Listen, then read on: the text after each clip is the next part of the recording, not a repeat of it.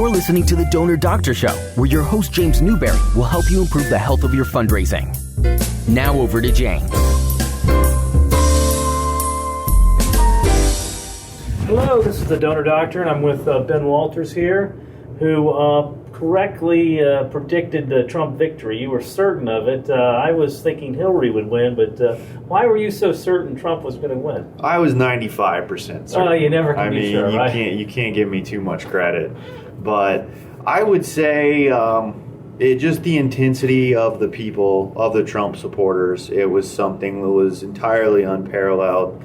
My dad, who wasn't even the strongest Trump supporter, was so passionate to the point he was about ready to kick my sisters out of the will if they didn't show up at the polls and cast their vote. That's how passionate he was about getting Trump elected. And he wasn't even one of the more passionate ones. But had been with Trump since the very beginning. Well, I feel pretty clueless because I kind of went along with the media, and I thought Trump would win the Republican nomination, and I also bet on Brexit. You know, I was able to bet on that, so I got that. I thought he'd have a problem in the general with women primarily. I thought, but I guess I was wrong. So anyway, kudos to you. But you saying you were wearing your "Make America Great Again" cap, and you were getting some grief here in Northern Virginia. Is that right? Yeah, that was a fun day, wearing my hat to work in probably the worst place ever to wear a "Make America Great" hat. DC went 96% for Hillary, right? 4% for Trump. In Arlington, it was about 80 something, I think. I mean, just a horrible place to wear such a hat. But yeah, I got plenty of dirty looks. It is what it is, though. I enjoyed every bit of it. Well, I think people, it's good the election's over. People need to be tolerant of those who have different political and religious beliefs. That's what I believe. It's interesting. Some people are intolerant on both sides, of course. Oh, yeah. Anyway, before going back in time, you were very involved in the Draft Ben Carson committee. Mm-hmm. Can you tell me some things you learned there about, what kind of emails worked really well for that? Yeah, I would say the best ones we had for the Draft Ben Carson effort was right around the time he was number one in the polls, and there was this intense attention on Ben Carson. We did an email where we had people, basically, they would like sign something, or they would know what they would do is they would make a donation, and every time they made a donation, we told them that we would send 5 booklets to African American neighborhoods and churches, and those booklets were just filled with all kinds of different op-eds written by prominent members of the NAACP and just prominent civil rights leaders and everything like that. It was just filled with op-eds like that in all of Carson's issues on issues impacting. I remember he said something, I forget, that was interpreted as anti-Muslim, and that seemed to get a lot of attention. And seemed to anytime there's controversy, that usually helps you raise funds. Well, that was one of our second best emails, was around the time he said something controversial having to do with, he said that he wouldn't be comfortable with a Sharia Law. It wasn't even just a Muslim. It was somebody who was Muslim and fully supported the tenets of Sharia Law. Exactly. He would be uncomfortable with that person being president because it's not compatible, the Constitution and Sharia Law. My point is that controversy helps. So, of course, and the PC police out there flip out over that. That's actually good for you, though, isn't it? And so we put out like an open letter to Ben Carson, basically just saying, I mean, we totally have your back on this. Yeah, Sharia law is not consistent with the Constitution. And, sign this open letter to Ben Carson. And that just did gangbusters. Everybody wanted to sign it. Everybody wanted to donate. People were really motivated. That's right. What's a typical click-through rate you get for house donors? It just entirely depends on the organization. If you're sending an email to only donors asking them for money, I would say 1 or 2%. I mean, no, 1 or 2% give, you're saying. 1 or 2%. But how many people click, actually? The 1 or email? 2% will click. Only 1 or 2% will click? Yeah. Oh, okay. I didn't know that. I would have thought it would have been higher than that. No. No, 1 is that or right? 2% will click. And how many of those will donate? Because you're talking about, you got to remember that only 1 in 5 people on the email list are even going to open the email. I mean, that's what I meant by click-through rate, is opening the email. Oh, so maybe you're getting 20% of the people open the email, and then 1 or 2% will click, and then some fraction of that will actually, well, the majority of the people that click the donate link will go through and make the donation. Right, okay. But I mean, you're starting from such a disadvantage because everybody has this problem. Open rates are just notoriously low because people's inboxes are just overflowing. And they seem to be going, I've been told they've been going down. They are, yeah. Right, I mean, and so you really can't, emails really have to be just down and dirty. If you spend too much time on just one single email, you're wasting time you could be spending on resending. Right. And resending more. Because I hate to say it, and you're not making the problem any better of people's inboxes being clogged, but you're going to make your money off of resending the same thing rather than making this perfect, beautiful email that crosses all the T's and dots all the I's, and everything's just perfect. You were telling me that some of the best political emails are contests where you get to have lunch with the candidate, that kind of thing. Have you found that out to be true? I think I definitely think it's true. It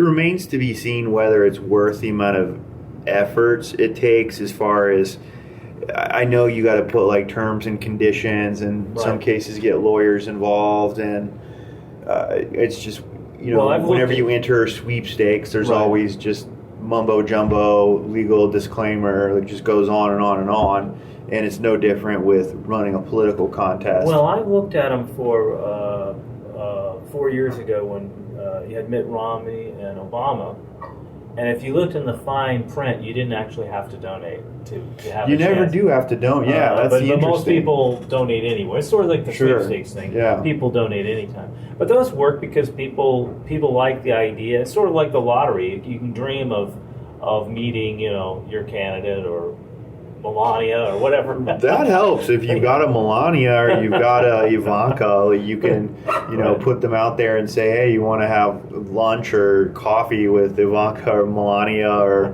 whoever. Yeah, that helps a lot. But unfortunately, 99% of us online fundraisers out there don't have such a tempting prize, such a appealing prize. Now, I was talking to somebody that did email fundraising for Bernie Sanders, and the lion's share of his money was raised online. Would you say in your draft committee efforts that it was more direct mail or email? Do you know the answer to that? Direct mail. So it's direct. Is that probably just a difference between Republicans and Democrats? Maybe Bernie's donors were younger? Probably so. Yeah, okay. I would think so. His people, definitely on the left in general, they've definitely taken to online donating at a much faster rate. I mean, with us, our problems are much different because we're not even at the point where we can get people downloading apps and doing like one-click donating and some of the things that the left already has their people doing. Is that mostly age? You wouldn't want to think that. I think I'm not sure what it is. I mean, we have a lot of special types of situations we have to deal with just to accommodate our donors. They still love their PayPal, and so you got to have PayPal in order to make a lot of these folks comfortable. You have to deal with the fact that they might be avid email users, but they might not be comfortable doing an online donation form. So they're going to get the email, and then they're going to write a check and send the check off. And, interesting. Which causes all kinds of problems with tracking. But it's just one of those things that if we want the money, we got to be able to accommodate the person who's giving it to us. It could be age. I think it's mostly age, but there could be some privacy issues too among. When they go together a lot of times. I mean, older folks, or they get taken advantage of all the time. And so it's one of the things that they're paranoid, which rightfully so. They should be paranoid because they do get taken advantage of, unfortunately. But at the same time, it certainly, we have our own set of challenges that we deal with that the left probably doesn't have. Right. Although there's a lot of cynicism all around, so credibility, matters a lot. Mm-hmm. Now, of course, you're most known recently for your work with Amish PAC, and tell me a little bit about the Amish PAC, what it was, and the Amish PAC was the first ever political organization dedicated to turning out Amish and Mennonite people in the key swing states of Pennsylvania and Ohio for the purpose of tipping the election towards the Republicans. When Amish people register to vote, they're about 95% Republican. This year was no different. They came out in droves for Donald Trump in the key state of Pennsylvania, which was actually the state that bumped him over 270. Right. And it was I think it was largely attributable to the Amish. There's 70,000 of them who live in Pennsylvania, and it just so happens Trump ended up winning Pennsylvania by about 70,000 votes. Isn't that something? It's certainly a part of the formula was the it helped. Vote, I think it's very possible they're still counting votes in Michigan. Michigan hasn't even been called yet. Well, I didn't know that. I thought Michigan. It's about. For your listeners, I guess it's 2 weeks since the election, right?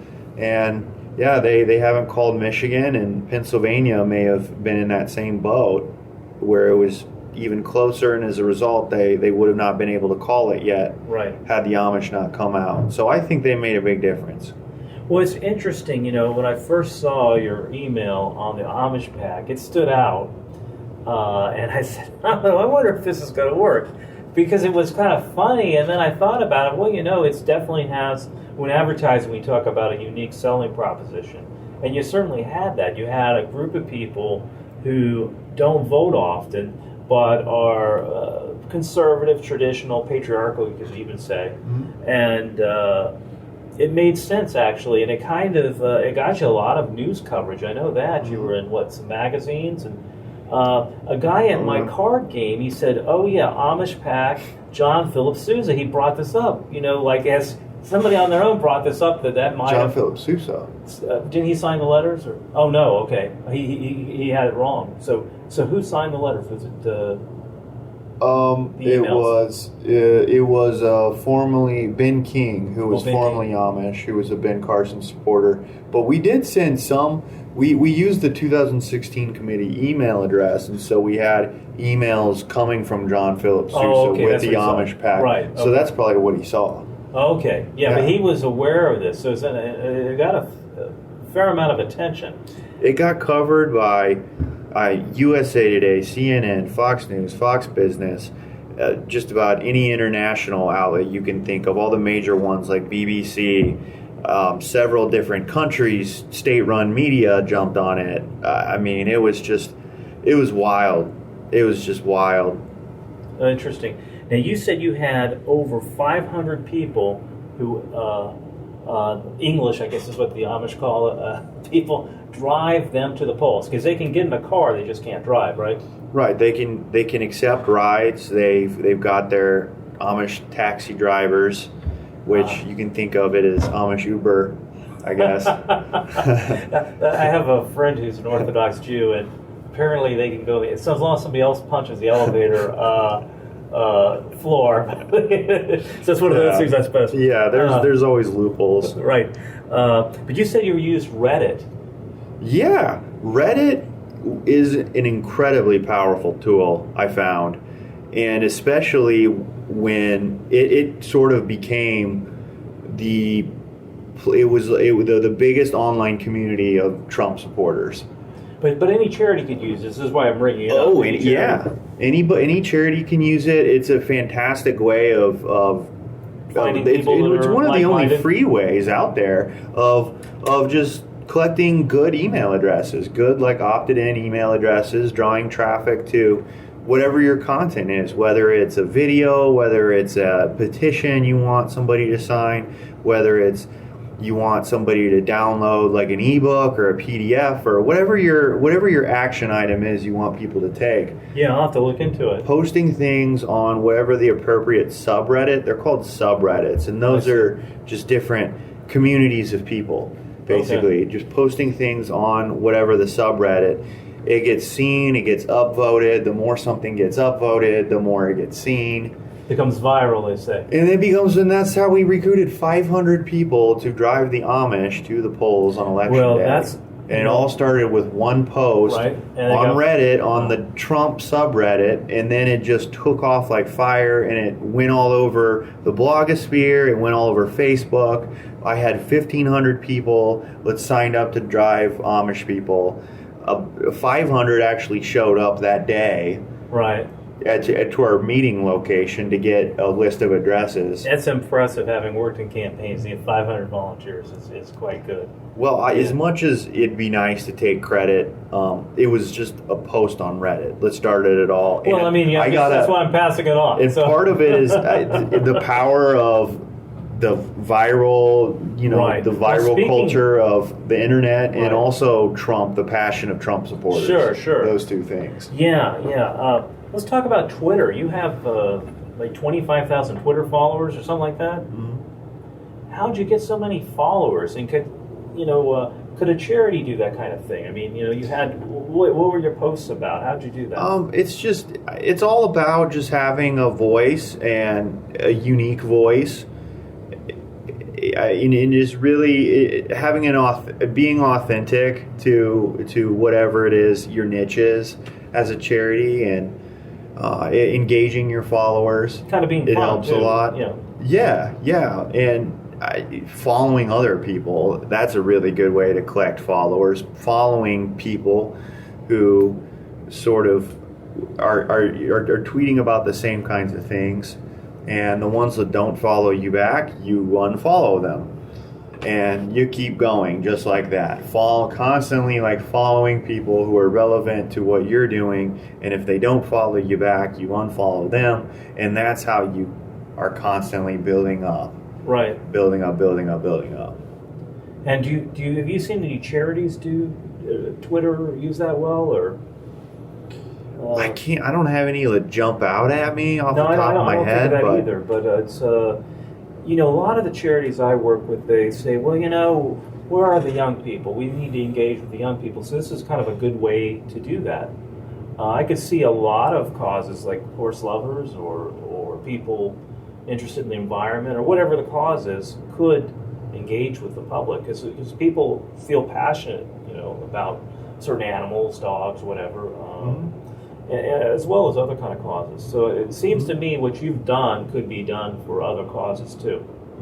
I totally agree. Okay. Well, anyway, this is the Donor Doctor. I want to thank Ben here. We did this before, but we're kind of out of date, we realized, with the election. So I'm impressed with what you did with the Amish PAC. I was wrong about that too. I said, this isn't going to work. So I really learned that I don't know that much about politics or email, but that's why you test, right? That's why you test. You never know. You never know. Why you test. Anyway, until next time, this is Donor Doctor signing out. Bye.